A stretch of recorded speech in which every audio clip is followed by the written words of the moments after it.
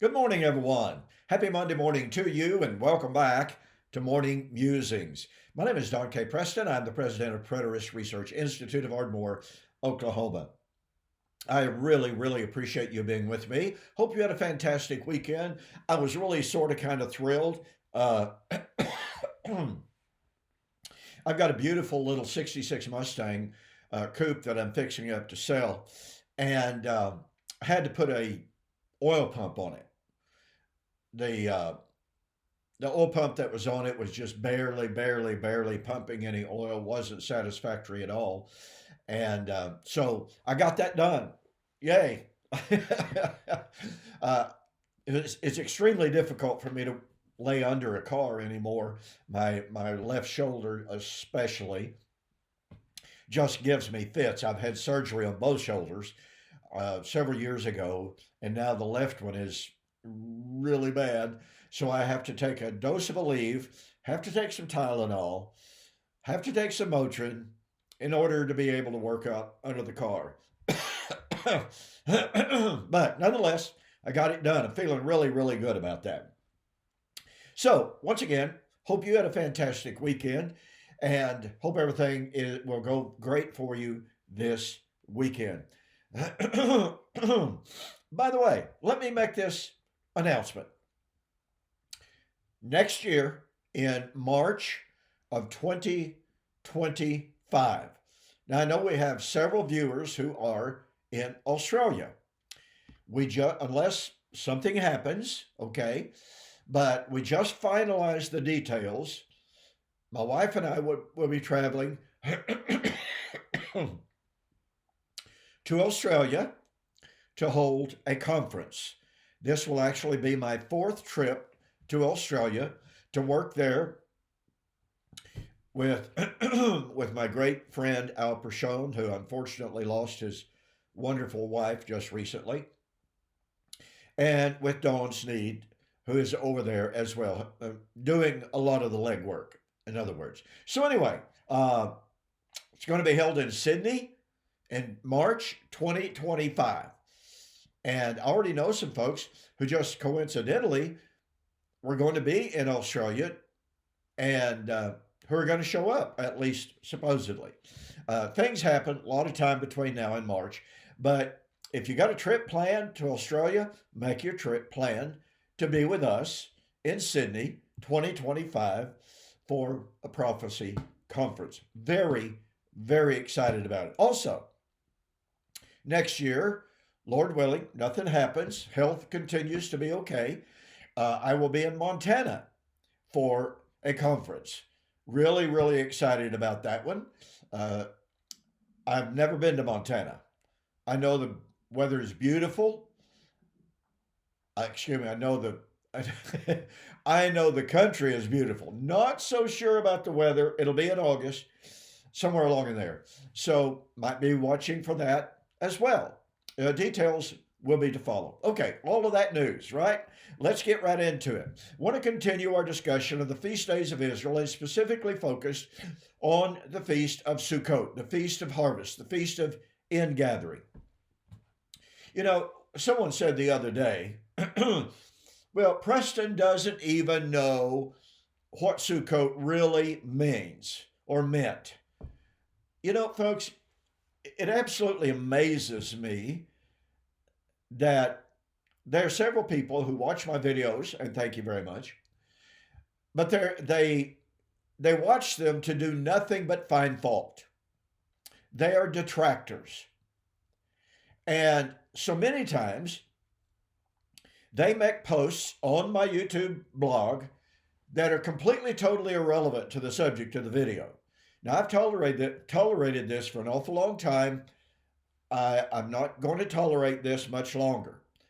Those who are watching this, you know who you are. So just take note. Your posts on my videos must be directly relevant to the subject of the video. You know, don't come on YouTube and post your comments promoting your own agenda and just finding fault. If you disagree with the subject of the video, feel free. But don't post irrelevant posts. Now, I said all of that. I have stated very, very specifically what the meaning of Sukkot was. Resurrection. It was the joy of the nations because salvation would come through resurrection. So this individual to say, well, Don told us about all these different meanings of Sukkot, so he doesn't even know what Sukkot meant. Folks, that is absolutely false. But to continue, all right, sorry for the digression, it's important. Sukkot represented harvest. It also represented, because of its timing, Sukkot was held at what was called the turning of the year. What that meant was it was at the end of the year, which gave way to a new year. Now, intimately linked with that is Shemini Atzeroth. I do not know if I pronounced that correctly or not. Forgive me if I didn't. If some of you out there know exactly how to pronounce it, let me know, all right? But the point of fact is, Sukkot, Feast of Harvest, and Shemini Atzeroth were at the turning of the year. They symbolized the ingathering. They symbolized dwelling with God in his presence. This is not ultra technical, and it's not even debatable when you look at the literature. Now, I've already stated in my videos many times, in my upbringing in the amillennial world, I never heard sermons, none, on the feast days of Israel and eschatology. That was a subject that was just virtually unknown. And I say that to come to Matthew chapter 13. In Matthew chapter 13, Jesus told a parable about a man who went out and sowed seed in his field, began to grow, and the enemy came along and sowed tares, bad seed. The servants of the master discovered this and went to the master and said, Master, the enemy is sowing tares in the field. Do you wish for us to go to pluck out the tares? And Jesus said, No. Let them grow up together until the time of the harvest. So at the time of the harvest, Jesus gave the interpretation, the Son of Man will send forth his workers, and they shall gather out of the kingdom those things that offend and cast them into the fire, and shall gather his wheat into the barn. And the harvest is at the end of the age. All of my early growing up years, I believed that the end of the age there was the end of time, the end of the Christian age. Wow. That means, point number one, that the harvest of Matthew 13 had nothing whatsoever to do with the fulfillment of Israel's typological feast days. After all, Paul and Hebrews affirms that the old law and the feast days were types and shadows. So one has to be able to prove, if the law passed away at the cross,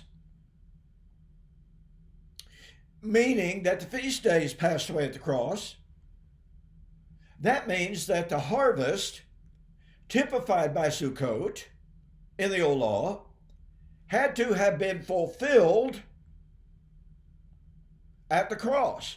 Oh, but then confusion reigns. I did hear a few sermons mentioning, Pentecost was the Feast of First Fruits, Feast of Weeks, Feast of First Fruits mainly. And that correlates with Pentecost under the law. It didn't seem to dawn on these men. They were good men. They really were. But it didn't seem to dawn on them that you cannot affirm that the law passed away at the cross, and then 50 days later, you have the fulfillment of Pentecost, which is part of the old law. And these same men would stand up in debates with Sabbatarians and say, not one jot, not one tittle of the law could pass until it was all fulfilled. You see the problem? But these same preachers, none of which ever mentioned Succot and the end of the age and the fulfillment of the law. But they applied Matthew chapter 13 to the end of the Christian age. They never stopped to think, except in debates with dispensationalists, and I've got several debate books on a bookshelf right over there, in which the amillennial minister, in arguing against the dispensational view, said, one thing wrong with your view is the kingdom, i.e. the church age, has no end. Okay, if the Christian age, the kingdom, has no end, then how can you turn around and say, oh, harvest is at the end of the age, Matthew 13, 39, and 40. You see the problem? These are just some of the issues that I began to confront as I was really getting involved in my study. So when we come to Matthew chapter 13, we have to examine the issue of audience relevance. Jesus was speaking with, to, and about a harvest that his audience, his apostles, would have understood without any equivocation, without any doubt whatsoever, was associated with the end of the age, typified by Succot. That's what Succot typified, the ingathering at the turning of the year.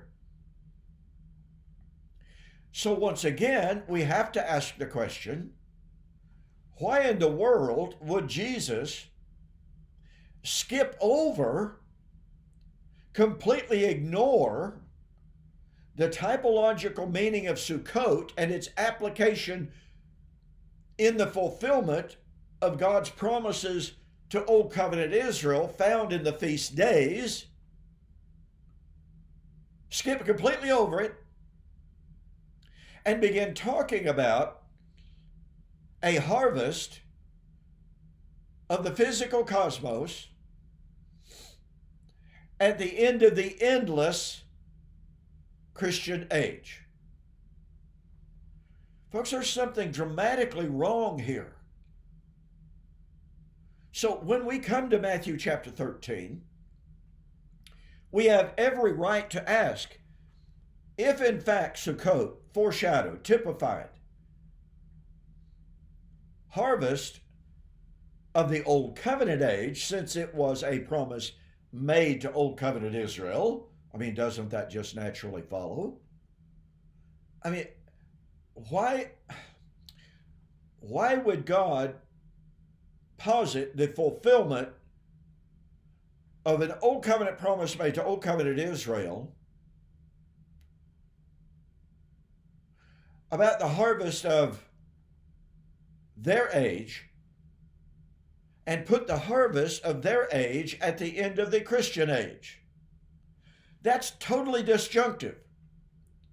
Unless you want to argue that Succot never represented the end of the Old Covenant age at all. Therefore, that means Succot, an Old Covenant promise made to Old Covenant Israel, did not signify the end of the Old Covenant age or the harvest of the Old Covenant age. It was not related to Israel and her promises, but was in fact a prophecy of the harvest at the end of the New Covenant age, which, let me reaffirm and restate, has no end. Folks, how can anyone, and it doesn't matter if it's amillennialist, postmillennialist, or dispensationalist. How can anyone posit, and by the way, the dispensationalists do this, they posit the end of the age as the end of the current Christian age. Oh, but wait, they have it as the gathering of the church out of the world. They don't state it in those terms, but that's what it is. The rapture is the gathering of the church out of the world. Folks, that's harvest, and that's the church.